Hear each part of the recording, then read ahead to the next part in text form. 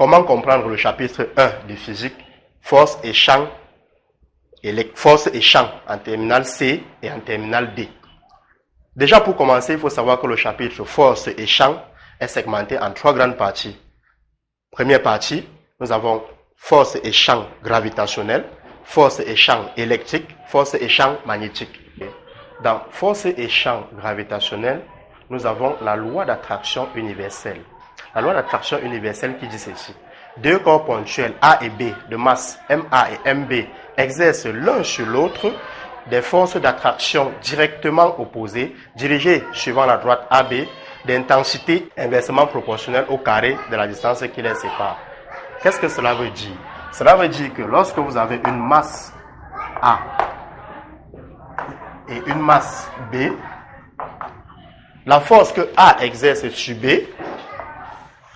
est dirigée vers A et la force que B exerce sur A est dirigée vers B.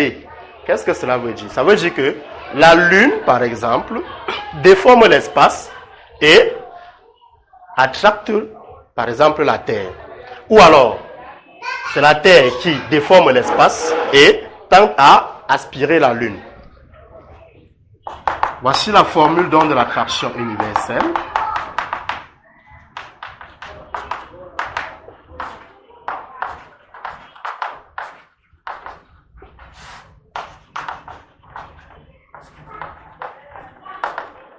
Ça, c'est le vecteur d'orientation. Maintenant, ça, c'est la force d'attraction. Maintenant, on a le champ de gravitation. Le champ de gravitation, comment est-ce qu'on l'a défini? On l'a défini étant toute modification de l'espace due à l'apparition d'une masse suffisamment grande. Le champ de gravitation peut aussi être défini comme étant une propriété de l'espace à l'intérieur duquel tout objet est soumis à une force gravitationnelle. Et on écrit F égale M G de A. En intensité, on obtient G de A égale F sur M. Voilà comment on définit le champ de gravitation. Toujours dans cette partie de force et champ, l'élève doit savoir écrire la relation qui lie le champ de pesanteur avec l'altitude. Cette relation permet d'obtenir le champ de pesanteur en fonction de l'altitude H. Et cette formule est G à altitude H égale G fois masse de la Terre divisé par rayon de la Terre plus l'altitude H2. Prenons le cas d'un satellite. Voici la Terre. Le satellite, il est placé là à altitude H. Nous sommes ici donc à l'altitude H. Ici, c'est l'intensité de la pesanteur au niveau du sol. Voici la Terre. Dans ce cas, le satellite est à l'altitude H et il subit la pesanteur plutôt GH et non G0.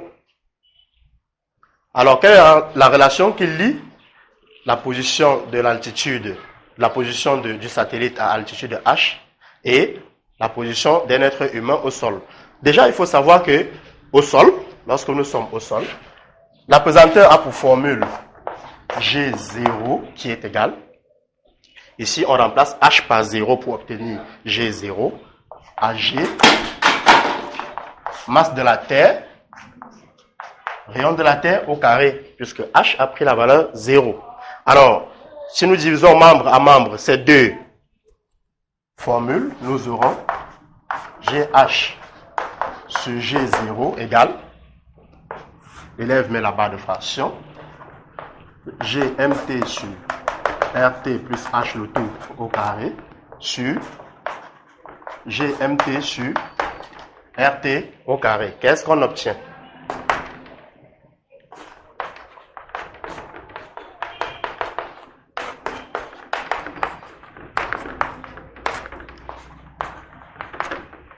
Après simplification,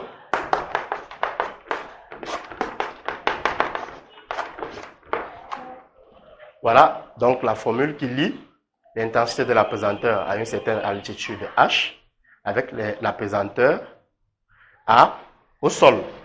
Cela dit, pour pousser cette relation plus loin, nous renvoyons G0 de l'autre côté.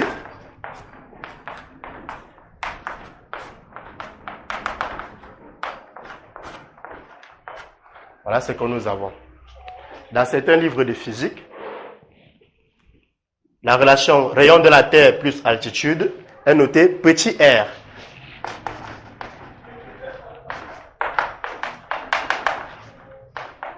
Et on obtient, dans ce cas,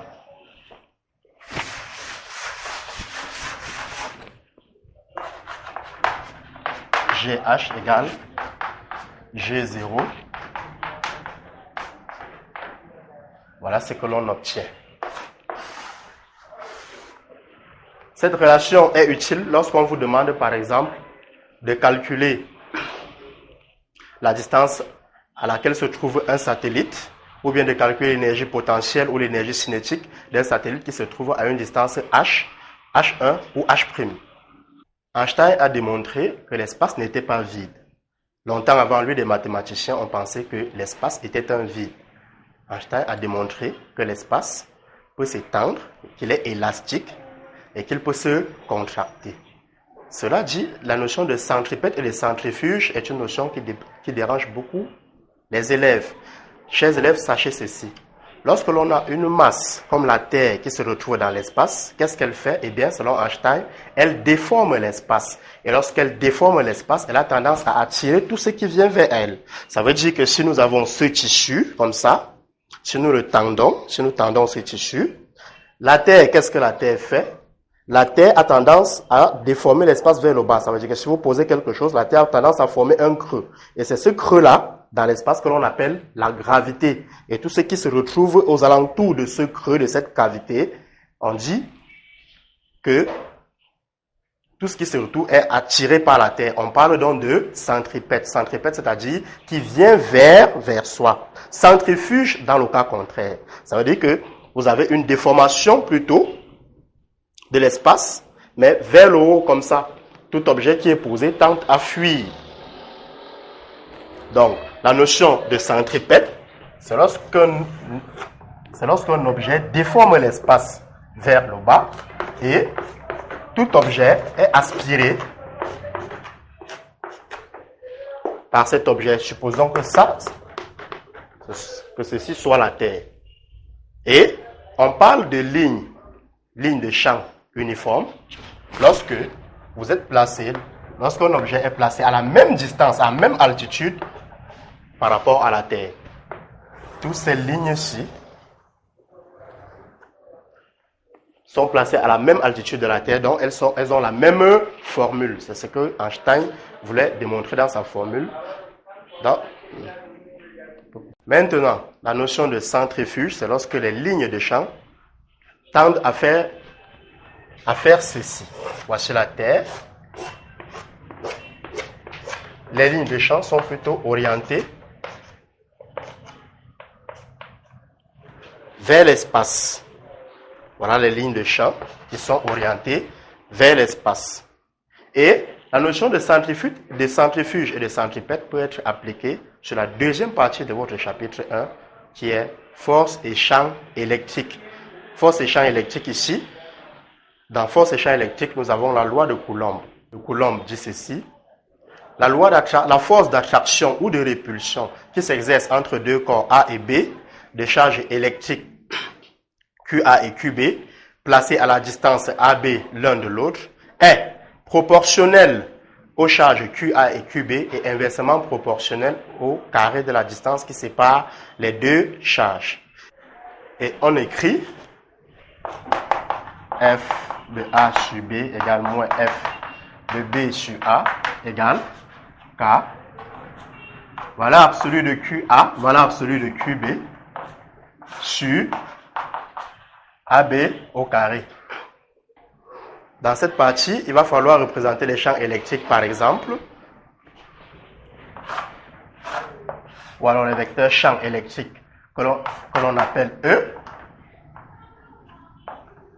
au sommet d'un triangle ou d'un carré. Ici, on vous met une charge positive A, B, C. On va vous demander de représenter les champs électriques. Alors, qu'est-ce que l'élève doit savoir?